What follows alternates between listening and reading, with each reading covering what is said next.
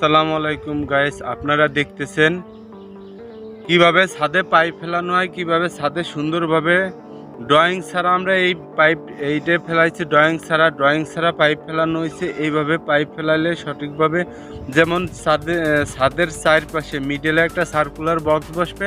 Circular box বসার পরে কি করা লাগবে, চারপাশে চারটে ড্রপ ফেলায় তারপরে মিডলে সার্কুলার বক্স বসানো লাগবে।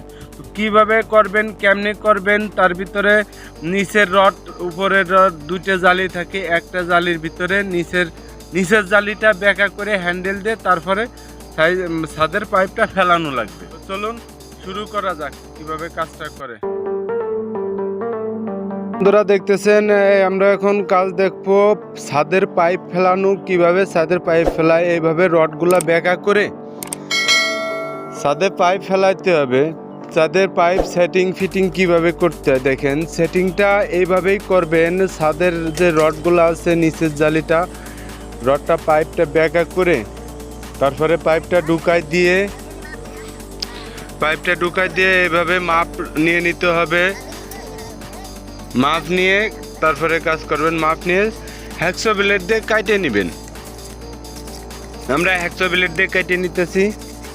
আর ওই যে মাথায় যে সকেটের ভিতরে কিছু কাগজ ঢুকাই দিবেন, পরবর্তীতে ছাদ খোলার সময় যাতে এই জায়গাটা আমরা চিহ্নিত করতে পারি সুন্দর করে। এখন আঠা দিয়ে দিব। আমরা আঠা দিয়ে ব্যান্ডটা লাগাই দিতেছি। ব্যান্ডটা লাগাই দিয়ে তারপরে এই যে ছাদে পাইপ ঢুকাইছে, এই পাইপটা ড্রপ ফেলাইতেছি। এই ড্রপের এই পাইপের মাথায় আঠা দিয়ে লাগাই দেব সুন্দর। এইভাবে কাজ করলে পারা তাড়াতাড়ি কাজ সঠিকভাবে সুন্দরভাবে তাড়াতাড়ি হবে।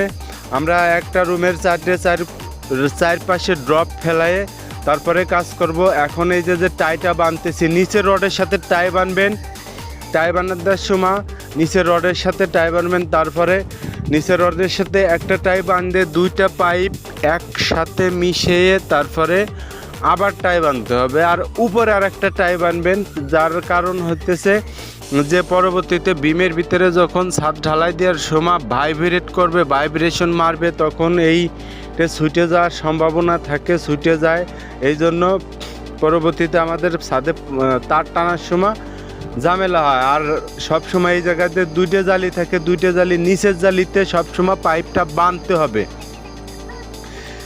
একটা রুমের চারপাশে ড্রপ ফেলানোর পরে সার্কুলার বক্স, চারমুখা বক্স আমরা যখন লাগাবো, এই যে চারটে ড্রপ আগে ফেলাই নিয়ে তারপরে চারমুখা বক্স লাগাবো। এইভাবে আঠা দিয়ে চারমুখা বক্স এই জায়গায় ব্যবহার করব, সার্কুলার বক্স যারে বলে।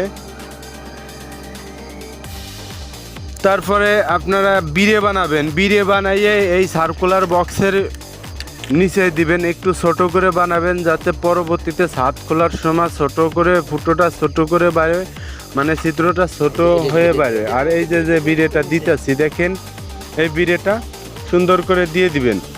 বিড়ে কিভাবে বানায় দেখেন। আর এই যে বাঁধার সময় যখন সার্কুলার বক্সের কিনারে বাঁধবেন, কিনারে রডের সাথে বাঁধবেন যাতে বক্সটা সার্কুলার বক্স নড়াচড়া না করে। এই যে সাতের বক্সের সাথে রডের সাথে বাইন্ধে দিবেন। এইভাবে একটা রড পরে বাইন্ধে দিবেন। আর এই যে বিড়েটা কিভাবে বানায়, অনেকেই বিড়ে বানাতে ভুল করে বা বিড়ে বানাইতে পারে না, তো এইভাবে বিড়ে বানাবেন। দেখেন বিড়ে বা কাগজটা দলা করে কিভাবে বানায় দেখেন, আমাদের এদিক বিড়ে বলে। এইভাবে বিড়েটা বানাইবেন। আমরা এইভাবে বিড়েটা বানাই তারপরে টেপ দিয়ে পেঁচাই দিব। তারপরে এই জিনিসটা সার্কুলার বক্সের নিচে বসাই দেওয়ার ফলে কী হয়, পরবর্তীতে ছাদ খুললে আমরা এই জায়গাটা ছোট করে বানাই, ছোট করে ছিদ্রটা পাওয়া যায়। তো এই যে সার্কুলার বক্স আমাদের লাগানো শেষ। সাথে এই যে ড্রপ ফেলাইছি, এই যে সিকিউরিটি লাইট দিচ্ছি বাইরে, এই সার্কুলার বক্সের নিচে বিড়ে দেওয়া হয়েছে। তো দেখেন আমরা যেভাবে কাজ করছি, আমাদের কাজ এই যে নিচে ভিতরে একটা পাইপ দেখতেছেন, এটা মেন লাইন টানা হয়েছে ডিবিতে, ডাইরেক্ট ডিবিতে চলে গেছে। দুটো ডিবি বক্সের জন্য দুটো ইউনিটের দুটো বিমের ভিতর দিয়ে আমরা লাইন টানে নিছি।